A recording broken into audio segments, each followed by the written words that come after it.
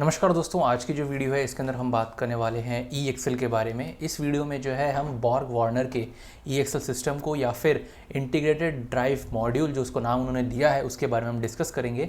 जैसा आप लोगों को पता है कि आने वाला जो ऑटोमोटिव इंडस्ट्री है वो हमारा जो है इलेक्ट्रिक व्हीकल और हाइब्रिड इलेक्ट्रिक व्हीकल्स की तरफ मूव कर रहा है और आईसी इंजन को जो है हम पीछे छोड़ते जा रहे हैं। तो इस चीज़ के लिए जो है हमारे पहले अगर मैं बात करूँ ऑटोमोटिव इंडस्ट्री के अंदर, तो यहाँ पे अलग अलग सिस्टम को इस्तेमाल किया जाता था। हमारा मोटर अलग आता था, हमारा डिफरेंशियल सिस्टम अलग आता था, हमारा गियर बॉक्स अलग आता था और इसका कंट्रोल यूनिट और कंट्रोल यूनिट के कम्युनिकेशन सिग्नल्स के लिए हाई वोल्टेज वायर्स, ये सारी चीज़ें जो है हमारी अलग अलग चीज़ें मिलती थी। लेकिन यहाँ पे जो है इस सिस्टम के अंदर ई एक्सेल के अंदर इस पूरे सिस्टम को एक कॉम्पैक्ट सिस्टम बनाया गया ताकि आपकी गाड़ी के अंदर जो है स्पेस बचे, दूसरा आपकी गाड़ी का जो ओवरऑल वेट है उसको कम किया जाए और इस पूरे सिस्टम को एक छोटे से इंटीग्रेटेड मॉड्यूल में बनाया गया ताकि इसको जो है हम कहीं भी लगा सके, किसी भी एक्सेल पे प्लेस कर सकें, फ्रंट एक्सेल पे या रियर एक्सेल पे हम इसको आसानी से लगा सकें।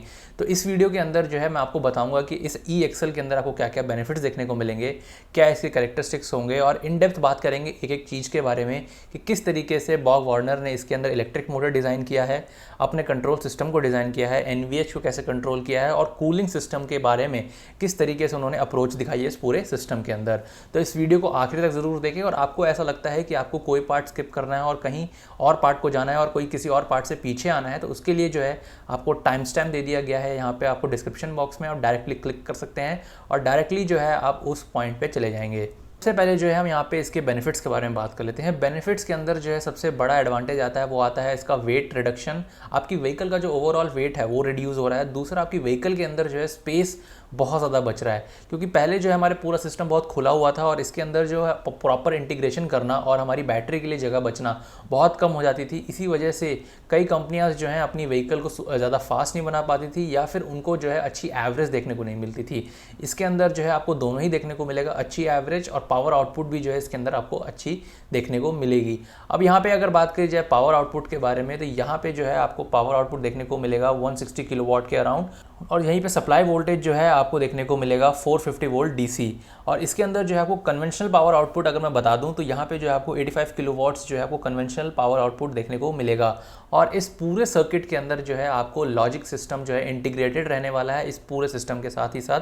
और यहाँ पे जो है आप इस सिस्टम को OEMs जो है इस सिस्टम को खुद से इंटीग्रेट या फिर खुद से जो है चेंज कर सकते हैं अकॉर्डिंग टू देयर रिक्वायरमेंट। तो इसके अंदर जो है आपको फ्लेक्सिबिलिटी आप देख सकते हैं कि कितनी सारी चीज़ों के बारे में है कि आपको पावर बैंड जो है बहुत ज़्यादा देखने को मिल रहा है, शॉर्टर से लॉन्गर इसका पावर बैंड है। इसके अंदर जो है आपको आउटपुट वोल्टेज जो चाहिए आपकी व्हीकल को चलाने के लिए, चाहे आप इसको कार्स में इस्तेमाल करिए, लाइट व्हीकल कमर्शियल व्हीकल्स में इस्तेमाल करिए, ऑफ रोड के लिए इस्तेमाल करिए, ऑन रोड के लिए इस्तेमाल करिए, हाइब्रिड के लिए इस्तेमाल करिए, इलेक्ट्रिक के लिए इस्तेमाल करिए। तो वाइड रेंज ऑफ वैरायटीज़ जो है बेसिकली आपको इस एक सिर्फ सिस्टम से देखने को मिलेगी। इस वजह से जो है बॉर्ग वार्नर का जो ये सिस्टम है ये पूरे ऑटोमोटिव इंडस्ट्री को अच्छी तरीके से ड्राइव देने वाला है इन फ्यूचर। और ना ही सिर्फ बॉर्ग वार्नर के, बॉश ने भी जो है ये अपना ई एक्सेल तैयार कर लिया है और उसकी जो टेस्टिंग है बेंगलुरु के उनके प्लांट के अंदर चालू हो चुकी है।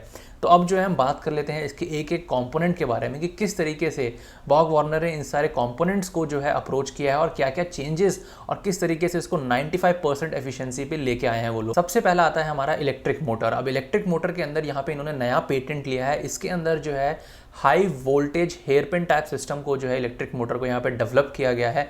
इस सिस्टम के अंदर जो है आपको जिस तरीके से अपने कन्वेंशनल मोटर सिस्टम्स होते थे या उनकी वायरिंग होती थी, यहाँ पे उस पूरे सिस्टम को चेंज किया गया है। यहाँ पे राउंड वायर्स की जगह रेक्टेंगल्स वायर इस्तेमाल किए गए हैं। अब इसके फ़ायदे क्या है वो मैं आपको बताता हूँ। अब इसके सबसे पहले फ़ायदे की अगर बात करी जाए तो यहाँ पे जो है आपको हायर एफिशिएंसी देखने को मिलेगी, पावर डेंसिटी जो है आपको यहाँ पे ज़्यादा देखने को मिलेगी। जितने भी आपके मार्केट के अंदर मोटर्स अवेलेबल हैं उनसे यहाँ पे जो है इस सिस्टम को दूसरा नाम दिया गया है जिसको हम बोलते हैं एस वाइंडिंग। अब इसके अंदर भी जो है हमारे बहुत सारे अलग अलग स्लॉट्स को फिल करने के लिए सिस्टम इस्तेमाल किया है। इसके अंदर जो है आपका ओवरऑल मास कम किया गया है, ओवरऑल वेट जो है मोटर का वहाँ पे कम किया गया है। उसी के साथ अच्छी पावर आउटपुट को यहाँ पे मेंटेन किया गया है सिर्फ और सिर्फ हमारे एक रेक्टेंगल वायर्स को इस्तेमाल करके।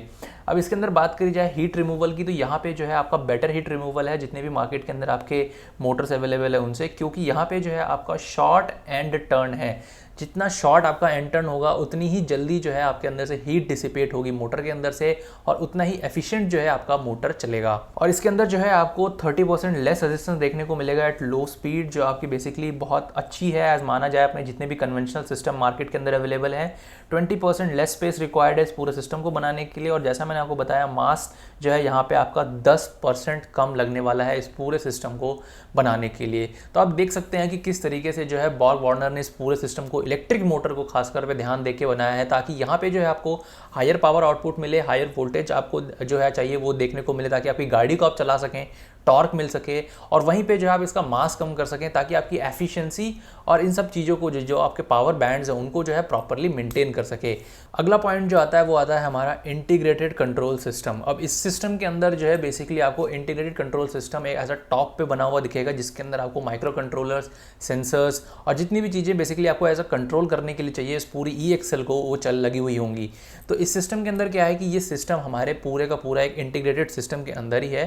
तो यहाँ पे आपका कॉस्ट की सेविंग जो है बहुत ज़्यादा है।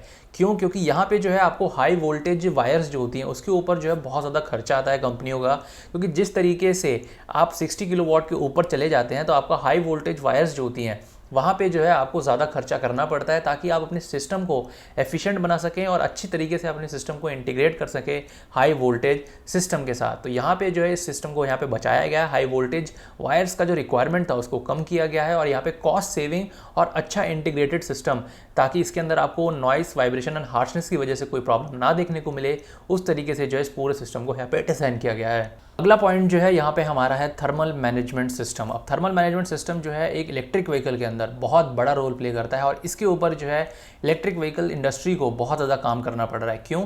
क्योंकि जितना ज़्यादा आपकी व्हीकल थर्मली एफिशिएंट रहेगी उतना ज़्यादा आपको जो है एफिशिएंसी देखने को मिलेगी गाड़ी के अंदर से।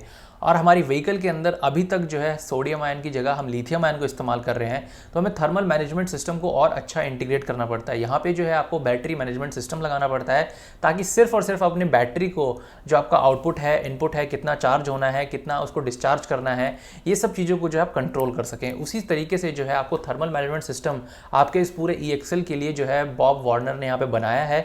और इस सिस्टम के अंदर अगर थर्मल एफिशिएंसी की बात करी जाए तो यहाँ पे इस सिस्टम को बहुत अच्छे से बनाया गया है। इसके अंदर जो है आपका कूलेंट के लिए जो है आपका पहले वाटर सिस्टम को इस्तेमाल किया जाता था, उसके बाद जो है इन्होंने देखा कि अगर आपको हायर परफॉर्मेंस चाहिए और हायर आउटपुट चाहिए अपनी मोटर से, और उसको अच्छे तरीके से पूरे सिस्टम को कूल कर सकें, तो यहाँ पे जो है आपको ऑयल कूल सिस्टम को लगाना पड़ेगा। लेकिन यहाँ पे जो है अगेन कॉस्ट की सेविंग की गई है, क्योंकि यहाँ पे जो है इस पूरे सिस्टम को कॉम्पैक्ट किया गया है। तो इस कॉम्पैक्ट सिस्टम से जो मशीन के ऊपर खर्चे होने थे ज़्यादा, उसको कम करते हुए यहाँ पे कूलिंग सिस्टम के ऊपर ज़्यादा पैसा खर्च किया गया है, ताकि आपको अच्छी एफिशिएंसी देखने को मिल सके और आपकी व्हीकल के अंदर थर्मली कोई भी प्रॉब्लम ना आए। नेक्स्ट पॉइंट यहाँ पे आता है नॉइस, वाइब्रेशन एंड हार्शनेस का। अब ये चीज़ जो है बहुत बड़ा रोल प्ले करती है हमारे पूरे इलेक्ट्रिक व्हीकल के अंदर, क्योंकि जैसा आप लोगों को पता है कि हर रोड की कंडीशन सेम्स नहीं होती, और यहाँ पे जो है आपकी व्हीकल के अंदर इतना ज़्यादा वाइब्रेशन क्रिएट नहीं होते। लेकिन जब भी आपको इनिशियल टॉर्क चाहिए होता है तो उस वक्त पे जो वाइब्रेशंस आपके इलेक्ट्रिक व्हीकल के अंदर दिखता है, क्योंकि यहाँ पे जो है आपको शॉर्ट रेंज में ही जो है टॉर्क बहुत तेज़ी से प्रोवाइड हो जाता है। जैसे ही आप अपनी व्हीकल के एस्केलेटर पैडल पे पैर रखते हैं आपको टॉर्क मिलना चालू हो जाता है। यहाँ पे आपको कोई ऐसा IC इंजन की तरह नहीं है कि आपको 1000 RPM को क्रॉस करना है या फिर आपको एक स्पेसिफिक रेंज बैंड में जाना है तभी आपको एक स्पेसिफिक टॉर्क मिलेगा। लेकिन यहाँ पे जो है आपको फुल टॉर्क बैंड देखने को मिलता है। तो इस चीज़ के लिए आपको नॉइस, वाइब्रेशन एंड हार्शनेस को कंट्रोल करना बहुत ज़रूरी है, क्योंकि यहाँ पे इस पूरे सिस्टम के साथ ही जो है आपने अपना इलेक्ट्रिकल सिस्टम भी लगा रखा है, और इलेक्ट्रिकल सिस्टम के अंदर या इलेक्ट्रॉनिक सिस्टम के अंदर कोई भी प्रॉब्लम आई तो पूरे का पूरा सिस्टम जो है वो डिसइंटीग्रेट हो जाएगा और आपको जो है मैल फंक्शनिंग या एरर कोड्स देखने को मिल सकते हैं। तो इस पूरे सिस्टम के ऊपर जो है अभी बॉग वार्नर और अच्छा इंटीग्रेट कर रहा है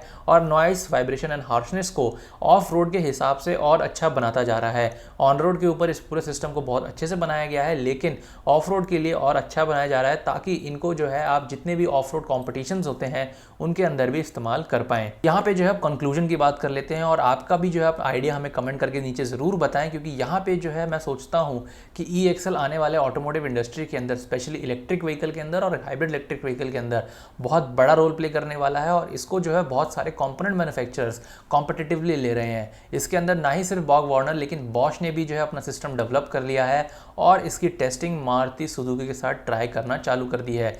लेकिन यहाँ पे जो सबसे बड़ा प्रॉब्लम आने वाला है हाइब्रिड इलेक्ट्रिक व्हीकल के साथ, क्योंकि यहाँ पे जो है ओवरऑल वेट जो आपकी व्हीकल का बढ़ जाएगा एज अगर कंपेयर किया जाए, क्योंकि यहाँ पे कुछ चीज़ों को जो है आपको हटाना भी पड़ेगा। जिस तरीके से आपकी व्हीकल के अंदर पावर स्टीयरिंग मॉड्यूल्स लगे रहते हैं या फिर आपके व्हीकल्स के अंदर जितने भी ब्रेकिंग सिस्टम्स लगे रहते हैं, तो उसके लिए भी जो है अलग अलग चीज़ों को बनाया जा रहा है। और यहाँ पे अगर आपने हमारी पुरानी वीडियो नहीं देखी एक इंटीग्रेटेड ब्रेक कंट्रोल सिस्टम के ऊपर, तो उसको ज़रूर देखें, आपको समझ में आएगा कि किस तरीके से जो है हमारा ऑटोमोटिव इंडस्ट्री जो है चेंज हो रहा है और एडवांसमेंट आती जा रही है एक एक कंपोनेंट को लेते हुए, ताकि इलेक्ट्रिक व्हीकल के विजन को हमारे इंडिया के अंदर ना ही सिर्फ ऑल ओवर द ग्लोब जो है हम जल्दी से जल्दी पूरा कर पाएँ, ताकि जो पॉल्यूशन हो रहा है आईसी इंजन से उसको हम कम कर पाएँ और अच्छी इन्वायरमेंट को जो है हम क्रिएट कर पाएँ। तो आप क्या सोचते हैं इस पूरे EXL के बारे में और किस तरीके से देखते हैं इसको इंडियन मार्केट के अंदर, हमें कमेंट करके नीचे ज़रूर बताएं। इस वीडियो को यहाँ तक देखने के लिए आपका धन्यवाद। अगर आपको ये वीडियो अच्छी लगी तो इसको लाइक शेयर और सब्सक्राइब करें, क्योंकि यहाँ पे जो है हम ऐसी ही वीडियोस, क्योंकि यहाँ पे जो है ऐसे इनोवेटिव टॉपिक्स के बारे में जो हम यहाँ पे वीडियोस बनाते रहते हैं। और इस वीडियो को यहाँ तक अगेन देखने के लिए आपका बहुत बहुत धन्यवाद। मिलते हैं आपसे एक नई वीडियो के अंदर।